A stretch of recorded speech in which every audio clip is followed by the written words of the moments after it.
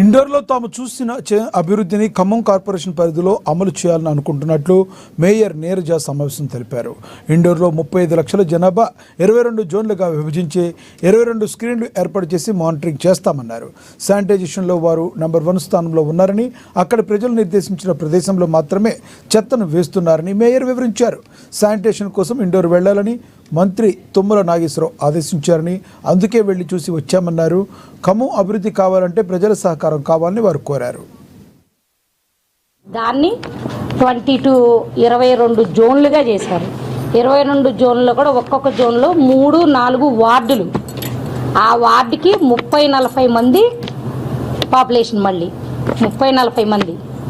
ఆ జోన్కి 6 శానిటేషన్ ఇవి ఉంటాయి, ఆటోలు కూడా 6 విభాగాలుగా ఉంటాయి.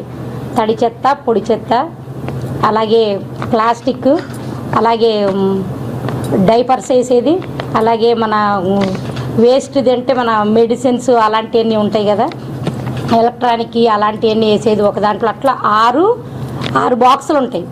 వాళ్ళే తీసుకొచ్చి లేడీస్ ఇంటికి దిగి వచ్చి వాళ్ళే దానిలో వ్యాన్లో వేయటం మేమందరం చూడటం జరిగింది.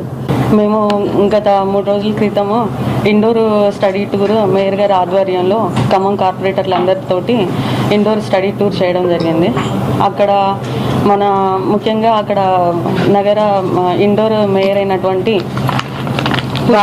భార్గవ్ గారిని మీట్ అవ్వడం జరిగింది. అక్కడ యొక్క డెవలప్మెంట్స్, అదేవిధంగా క్లీన్నెస్ గురించి చిన్న మీటింగ్ నడిచింది. అక్కడ మీటింగ్లో మేమందరం డెవలప్మెంట్స్ యొక్క, అక్కడ క్లీన్నెస్ యొక్క టాపిక్స్ మాట్లాడుకోవడం జరిగింది.